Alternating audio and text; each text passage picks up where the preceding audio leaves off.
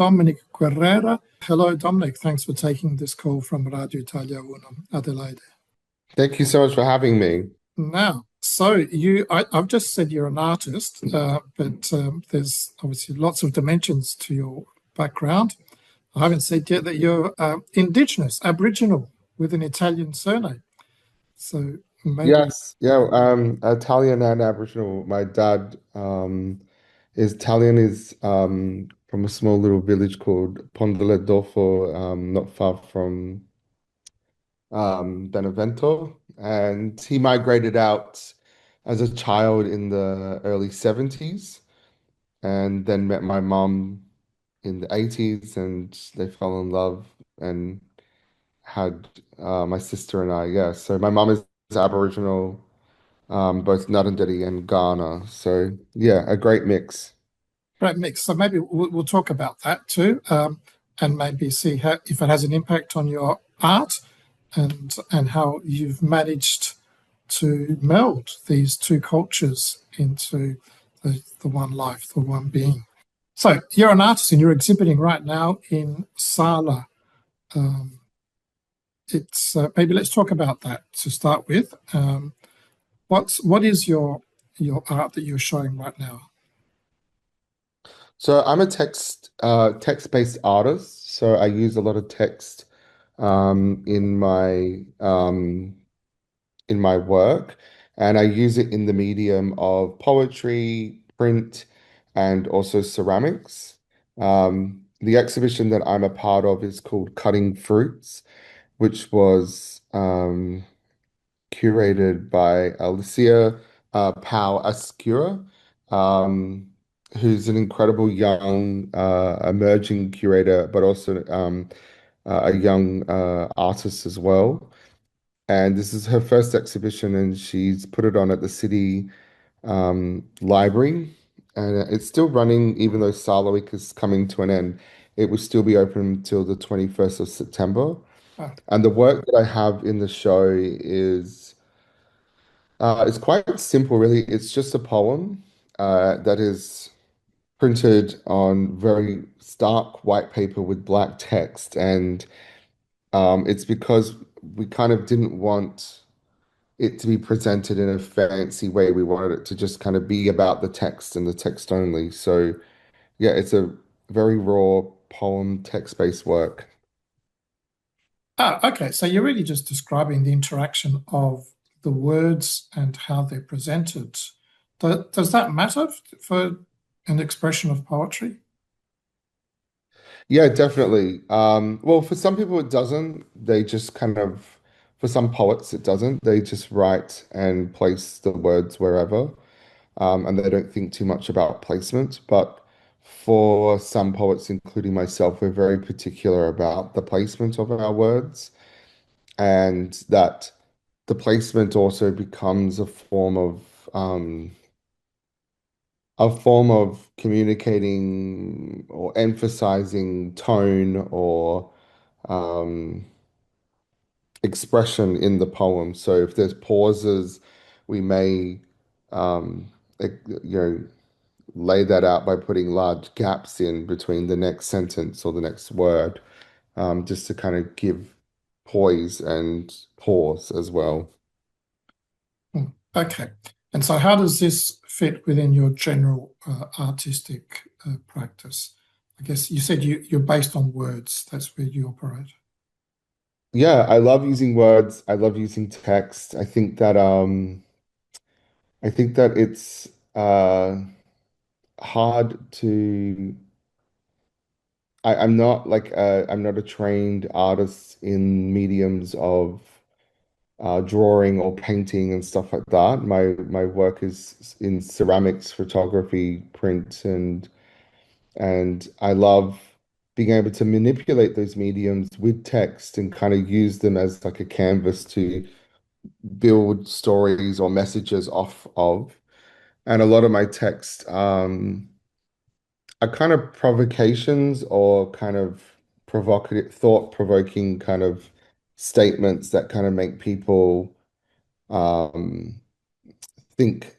And yeah, I also think text is great because on average, we spend about 5 seconds looking at a painting when we walk Mhm. through a gallery Mhm. or a piece of artwork. And I love that text actually makes people pause because they want to read the text. And so it's a balance of not having too much text, not having too little text, but also the way in which it's presented. So the colors, the spacing, um, and how you can kind of draw people in. And yeah, it becomes a bit of a playing with the audience in some ways. Okay, you're playing with the audience with the presentation of the text, the positioning, maybe colors or the texture. So, what about the content? What do you say? You said you talked about being provocative. Yeah. So a lot of my work is politically based, and like I'm also an activist, and I work predominantly with the Aboriginal, like with other Aboriginal activists around Aboriginal issues, and recently have been supporting a lot of the Free Palestine movement protests that have been happening. But for me, yeah, it's a way to kind of challenge the norm because there are so many things that are wrong with the norm in society that the messaging around particularly Aboriginal issues is not correct. And so using text and art and poetry as a way to be able to challenge those norms and help inform or probably,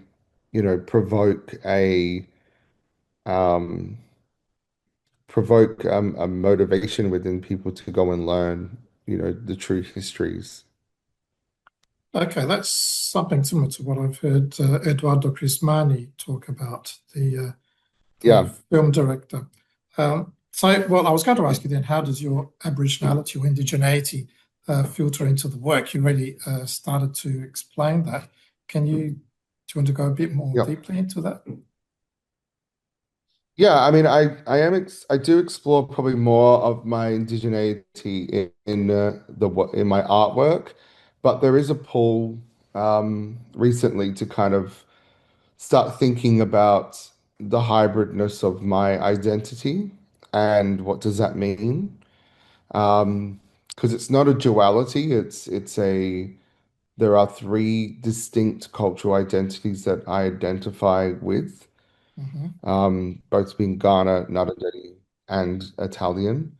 And so I think, coming from an activist space and then starting to write poetry and then moving that practice into a visual arts practice, it kind of made sense to stick with, the Aboriginal themes and keep exploring those themes that I was writing about.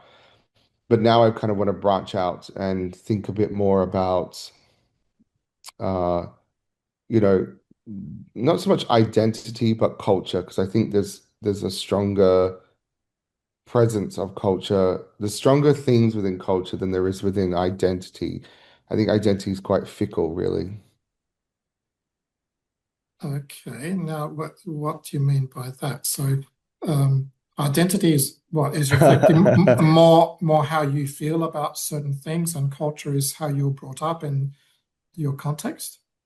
Yeah, I think culture to me is the things that the everyday, the everyday Mhm. things, the food, the language, the people, the interaction with other humans. I think identity is just a label, and um, and identity can change, and it has changed. I mean, we look at how Italians who migrated here and the subsequent Italian diaspora that's been created in Australia, as more generations are born. Um, that has created a sub-identity in a way of Italian identity. And I think that was very evident for me when we had Italian relatives um, come and visit.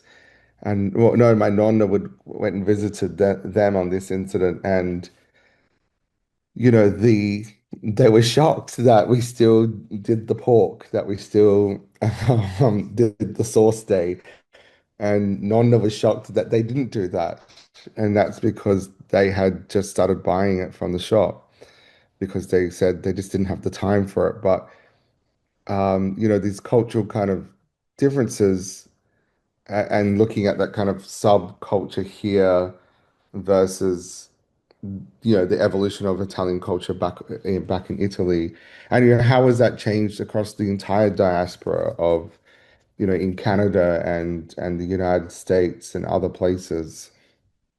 That's right. And the word evolution is important because we're talking about actually different populations and subpopulations. So then, and you've already started to talk about it. Yeah. We can ask, how has did you or your family manage to meld the two cultures, or let's maybe even three, if you want to say, having a broader Australian culture in your life? Um, I think there was just present, like there was no kind of. I think firstly my grandparents. I was very fortunate to have both sets of my grandparents right up into my 30s, and so I was very very lucky to have that, and to have them present not only in my childhood and my teen years and my 20s and parts of my 30s. It cemented a lot of cultural practices, a lot of engagement with stories that particularly in my formative years that I wouldn't that have influenced me, that have stayed with me. So knowing, yeah, I think that that's the key. And my parents were never, in I mean, my dad didn't really teach us Italian because he felt that, we were living in Australia, and so therefore we should learn English. But yet the other cultural elements of being Italian were very present in our lives, were present. And so much so that my mum would learn those things, and then my dad would learn similar things from the Aboriginal cultures.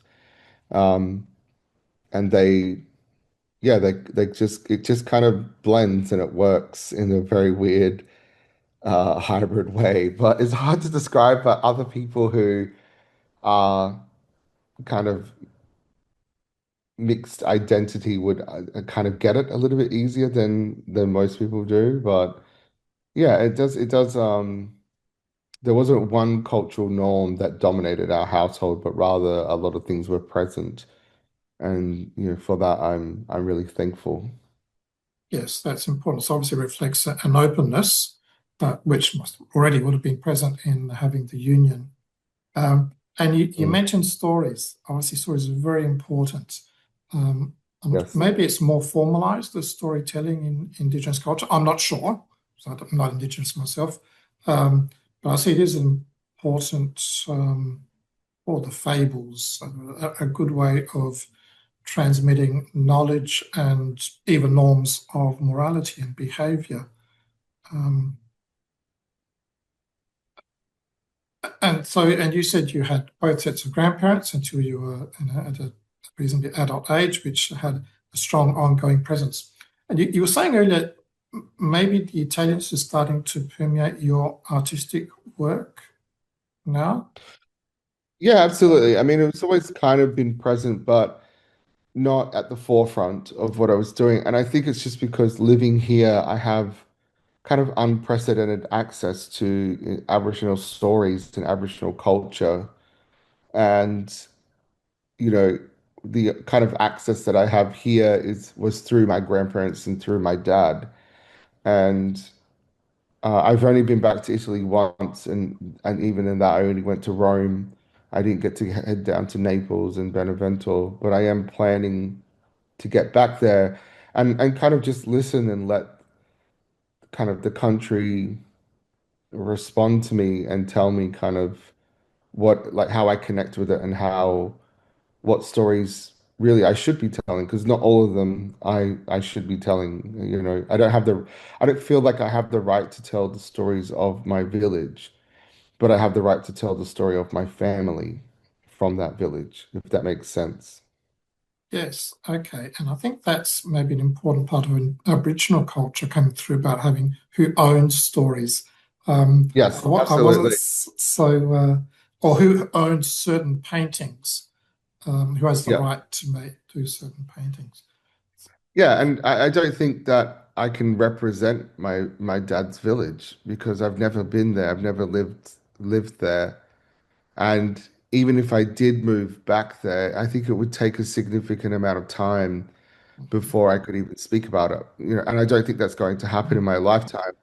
But what I can tell is, following the footsteps of my family from that village out here to Italy, um, and maybe some of the ancestors that existed before. Yeah, I'd really love to dive in deep into the family tree a lot more in Italy. Um, but yeah, it's a um, I think it's a space that people have to, like I am an outsider to that space, but I'm not completely outside. Like I'm not completely disattached from it, but therefore there's still a respect that I have to have for the people who live there. Yes, well, you're reflecting the experience of most migrant children like myself who have all these presences. As you say, it's not 100%. You are Italian, you're Indigenous, you're Australian, um, but you've experienced all of those. We all experience them differently from people who are only in Italy, or only from an Anglo-Celtic background or whatever. Um, and you're saying now, we're having a quick interview because you're flying off to New Zealand. Is this more Yes, work that you're doing? yes, unfortunately, but Yeah. good work. I'm very lucky. I'm heading Writer's Essay and Words Festival in Christchurch. I have done an exchange of two writers, and they sent over a writer to be part of the Context Writers Festival here. And I'm heading over next week. Oh no, tomorrow, to be a part of the Words Festival. So I get to be a part of a whole bunch of panels and workshops and poetry readings, which I'm really excited about. Yes, and actually, I was just talking last weekend, or last Friday, to another young artist, budding artist who's just graduated, and we're trying to figure out how one can monetize, make a living from art. Um, is it possible? How do you maintain yourself? The reality is very few people actually make a livable income off of being an artist. And um, so I'm really lucky. I work as an arts worker. I'm a producer by day.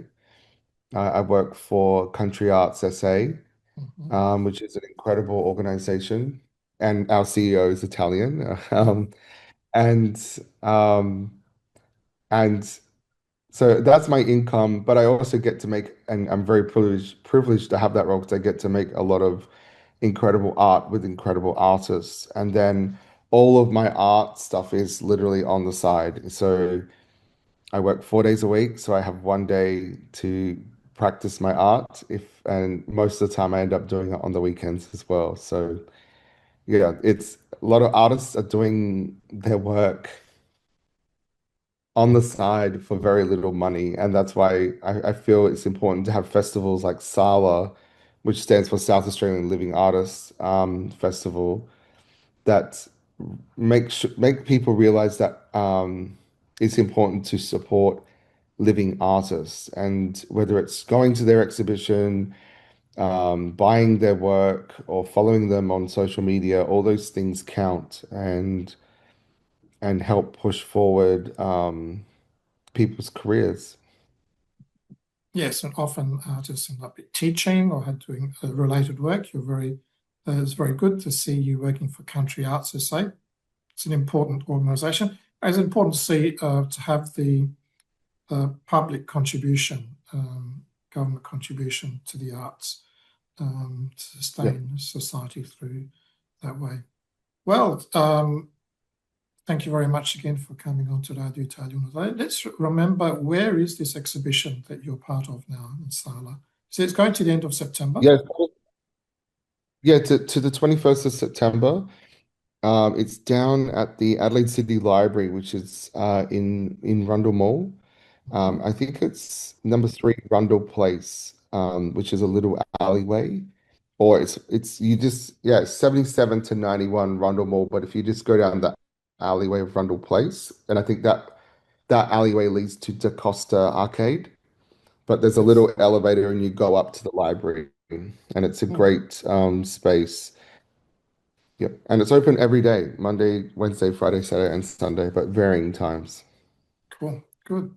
Okay. Well, again, thank you, Dominic Guerrera, and the best wishes for the ongoing work. And hopefully, we'll talk to you a bit more often. I reckon, Good. we've been trying to organise this chat for at least 5 years, easily. Oh my Um, God. it's just, Sorry. I think, no, just well before COVID, and the timing's just always been you're usually jetting off to some festival, or I haven't been available, but it's good. Yeah, I'm right at the end also finishing my master's, That's and right. Yes. I yeah, I can't wait to get that off my plate because my life is going to be so much more simpler